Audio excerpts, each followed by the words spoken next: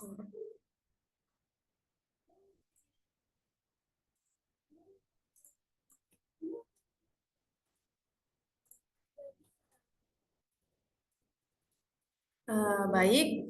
saya mulai ya Bapak Ibu. Iya, silakan.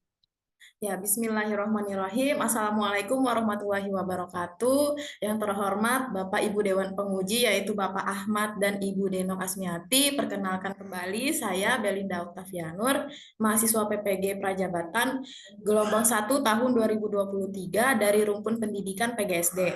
Alhamdulillah kita sama-sama diberi kesempatan untuk dapat bergabung di ujian lokal di hari kedua ini pada mata kuliah seminar PPG Prajabatan. Pembahasan yang ingin saya bahas di presentasi kali ini ada 5. Yang pertama adalah visi untuk pendidikan Indonesia, yang kedua visi sebagai calon guru, 3 refleksi pengalaman belajar, 4 desain inovasi pembelajaran, dan yang terakhir rencana tindak lanjut. Pembahasan yang pertama yaitu visi untuk pendidikan Indonesia, yaitu pendidikan yang aman dan nyaman bagi seluruh warga sekolah, khususnya peserta didik, kemudian pendidikan yang memerdekakan peserta didik. Adapun langkah yang bisa saya lakukan untuk mencapai visi untuk pendidikan Indonesia tersebut, yaitu memanfaatkan teknologi untuk dapat berbagi praktik baik secara luas agar dapat saling menginspirasi guru-guru lain di seluruh Indonesia. Karena saya percaya bahwa dengan membagikan apa yang kita lakukan, termasuk praktik baik ini, kita secara tidak langsung mengajak guru-guru lain di seluruh Indonesia untuk ikut membantu dalam mencapai visi tersebut. Kemudian ada visi sebagai calon guru. Yang pertama, berhasil menuntut peserta didik menjadi individu yang sukses dan berguna bagi bangsa. Kedua, dapat menjadi guru yang inspiratif bagi peserta didik dan bagi guru-guru lainnya tentunya. Adapun langkah untuk mencapai visi tersebut, yaitu mengikuti PPG Prajabatan untuk dapat mengasah kompetensi. Yang kedua, belajar untuk menjadi pribadi yang peka, disiplin, berakhlak mulia, dan bijaksana. Yang ketiga, mempraktikkan langsung teori-teori yang diperoleh selama perkuliahan dalam pembelajaran di kelas. Dan yang terakhir, menjadi pembelajar sepanjang hayat. Nah, Bapak Ibu, ini kita memasuki pembahasan yang ketiga, yaitu refleksi pengalaman belajar. Nah, melalui berbagai refleksi pada mata kuliah yang telah saya pelajari, saya menyadari pentingnya melihat setiap pelajaran atau hal baru sebagai kesempatan untuk mengembangkan pribadi yang berkelanjutan. Dari seluruh mata kuliah yang saya pelajari, ada 2 diantaranya yang menurut saya dapat memberikan dampak yang signifikan bagi perkembangan saya, yaitu ada pembelajaran berdiferensiasi dan prinsip pengajaran dan asesmen 2.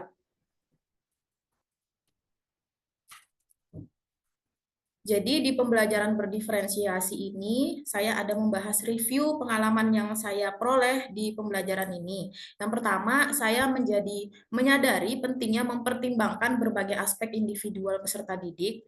Kemudian melalui pembelajaran berdiferensiasi ini, saya menjadi tahu bahwa pembelajaran berdiferensiasi ini adalah bentuk penghargaan keunikan setiap peserta didik dan memahami bahwa mereka memiliki kebutuhan belajar yang berbeda. Yang ketiga, melalui pembelajaran berdiferensiasi ini dapat menciptakan pengalaman belajar yang lebih menarik dan relevan bagi peserta didik tentunya. Dan yang terakhir, pentingnya memberikan perhatian pada pencapaian akademik peserta didik yang telah mencapai pemahaman penuh sekaligus memberikan dukungan tambahan bagi peserta didik yang masih membutuhkan.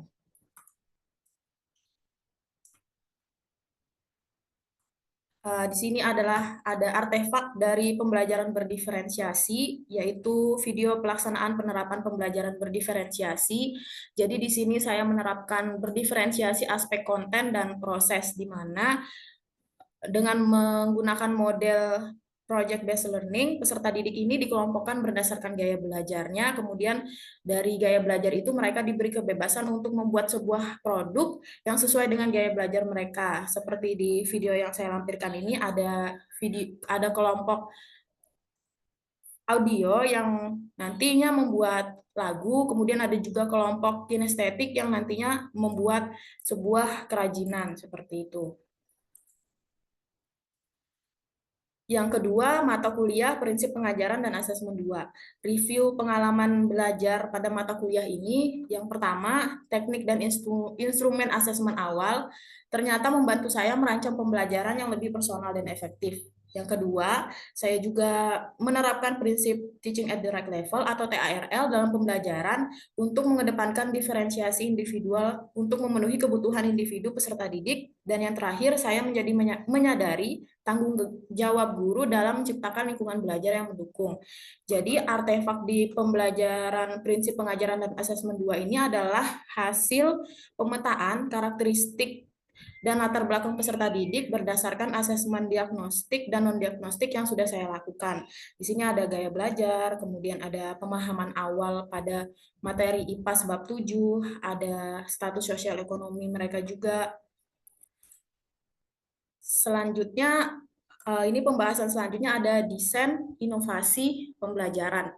Di desain inovasi pembelajaran ini, saya merancang dan menerapkan pembelajaran yang menggunakan pendekatan teaching at the right level. Jadi, peserta didik ini dikelompokkan berdasarkan level pemahaman awal mereka yang terdiri dari kelompok mahir, baru berkembang, dan sedang berkembang. Nah, untuk mendukung pendekatan TARL ini, saya juga menerapkan pembelajaran berdiferensiasi aspek konten khususnya. Saya juga menerapkan model problem based learning untuk meningkatkan keterampilan pemecahan masalah peserta didik sehingga dalam pelaksanaannya pembelajaran ini menggunakan sintaks-sintaks dari model pembelajaran PBL ini. Nah, karena menggunakan pendekatan TARL dan berdiferensiasi aspek konten, saya membuat LKPD dengan 3 jenis yang sesuai dengan tingkat kognitif peserta didik. Jadi nanti LKPD ini akan mereka kerjakan sesuai dengan kelompok mereka. Selanjutnya ada di desain inovasi pembelajaran ini saya juga menyajikan 3 jenis soal evaluasi dengan tingkat kesulitan yang berbeda.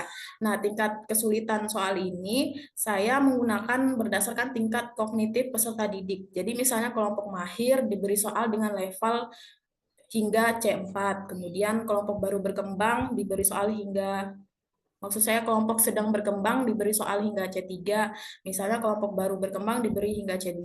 Jadi ini adalah salah satu contoh soalnya, misalnya soal dari kelompok mahir ini saya sediakan seperti sebuah ilustrasi kasus, kemudian dari kasus tersebut mereka diminta untuk menganalisisnya dan menjawab sebuah pertanyaan. Adapun misalnya kelompok yang baru berkembang, di sini bentuknya adalah pilihan ganda, tentunya agar mereka tidak kesulitan dalam menjawab soal-soal. Dan ini adalah salah satu artefak dari pembelajaran berdiferensiasi, yaitu praktik langsung pembelajaran tersebut di kelas. Untuk menonton videonya lebih lanjut, Bapak Ibu bisa men-scan barcode yang sudah tersedia. Kemudian rencana tindak lanjut.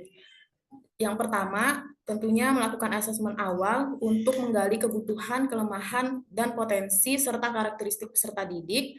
Yang kedua, merancang pembelajaran dengan maksimal. Ketiga, melaksanakan pembelajaran yang memerdekakan peserta didik. Keempat, membangun kolaborasi dengan orang tua, dengan teman sejawat juga, dan berbagi praktik baik. Yang kelima, terlibat dalam pengembangan sekolah di luar kegiatan akademik, misalnya mendukung menciptakan lingkungan sekolah yang aman dan nyaman, atau program-program lain yang mensejahterakan peserta didik. Jadi setelah mengikuti serangkaian refleksi pengalaman belajar pada mata kuliah seminar PPG ini, saya menjadi menyadari bahwa pendidikan di Indonesia seharusnya pertama, memastikan setiap anak memiliki akses dan kesempatan yang setara untuk mendapat pendidikan berkualitas melalui pembelajaran berdiferensiasi, pendekatan TARL, dan model-model pembelajaran inovatif lainnya.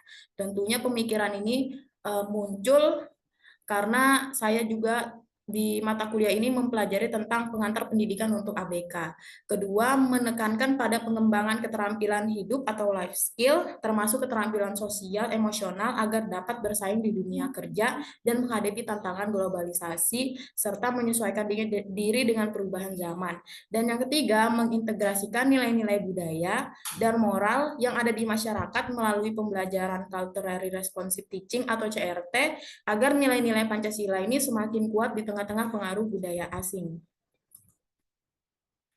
Dari seminar atau refleksi setiap mata kuliah ini juga saya menyadari bahwa untuk menjadi seorang guru profesional maka saya harus pertama tentunya menguasai 4 kompetensi guru, yaitu kompetensi kepribadian, pedagogik, sosial, dan profesional. Kedua, menjadi pembelajar sepanjang hayat agar dapat terus beradaptasi dengan perkembangan zaman. Dan yang terakhir, menjadi sosok inspiratif bagi peserta didik dan orang-orang di sekitar dengan memberikan contoh teladan yang baik. Itu tadi hasil presentasi saya. Kurang lebihnya mohon dimaafkan. Wassalamualaikum warahmatullahi wabarakatuh. Waalaikumsalam warahmatullahi wabarakatuh. Baik, langsung saja Bu Deno. Silakan. Baik. Ya. Langsung Belinda. Langsung saja ya, karena memang waktunya ini sore sudah. Belinda tadi kan ada beberapa kali mengutarakan ya pendidikan yang memerdekakan peserta didik gitu ya. Bisa nggak dikasih contoh sederhana aja, tindakan nyata yang sederhana yang menunjukkan bahwa pendidikan itu memerdekakan peserta didik? Silakan. Baik, terima kasih. Langsung saja saya jawab, Bu. Contoh sederhana pendidikan yang memerdekakan peserta didik itu seperti dari desain inovasi yang sudah saya terapkan dan sudah saya rancang, yaitu menerapkan pendekatan TARL. Jadi peserta didik ini akan belajar sesuai dengan kemampuan awal mereka, sehingga diharapkan selama pembelajaran mereka ini tidak merasa terbebani karena pembelajaran dan soal yang diberikan sudah sesuai dengan kemampuan awal mereka yang diperoleh dari asesmen diagnostik di awal. Seperti itu, Bu.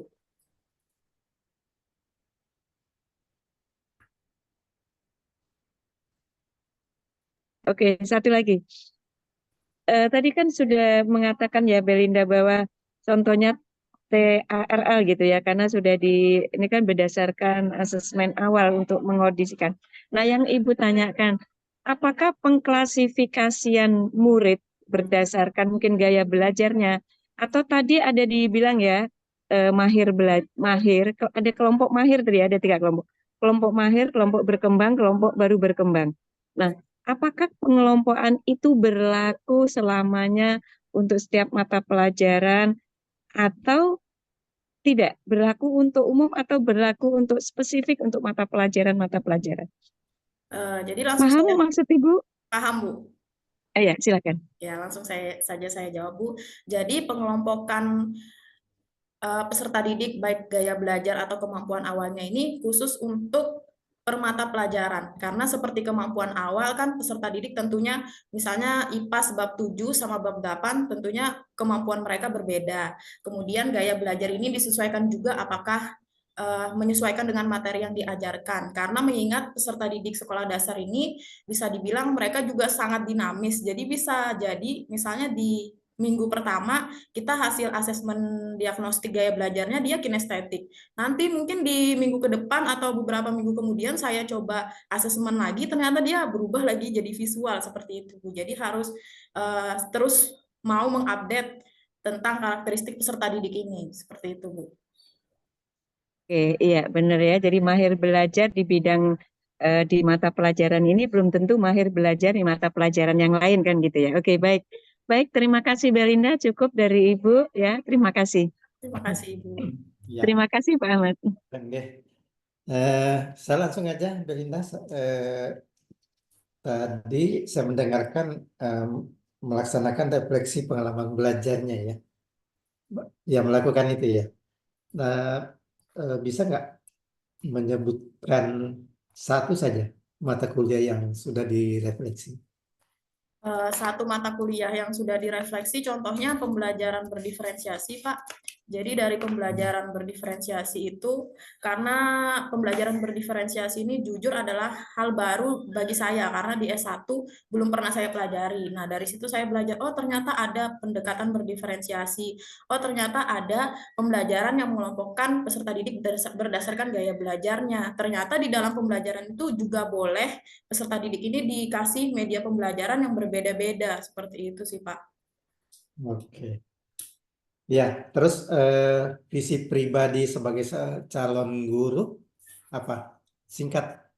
Visi pribadi menjadi seorang calon guru yang pertama, berhasil menuntun peserta didik untuk dapat sukses bagi dirinya sendiri tentunya. Yang kedua, dapat menjadi guru yang inspiratif bagi peserta didik dan masyarakat sekitar, khususnya teman sejawat.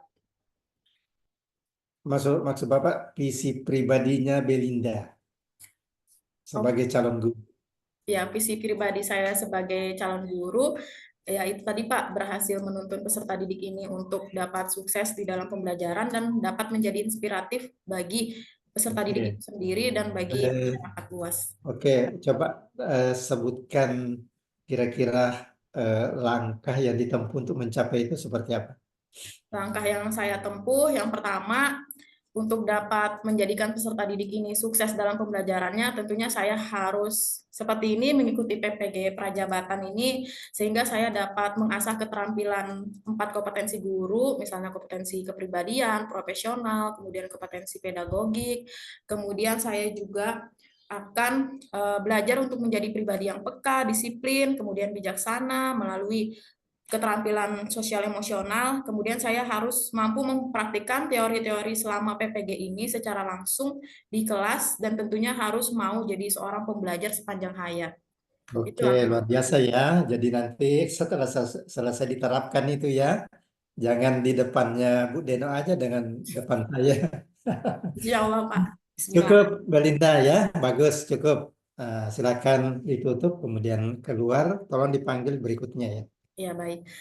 Terima kasih Bapak Ibu atas kesempatannya. Saya memohon doanya semoga PPG ini saya bisa lulus dengan baik. Saya akhiri. Wassalamualaikum warahmatullahi wabarakatuh. Saya izin stop merekam.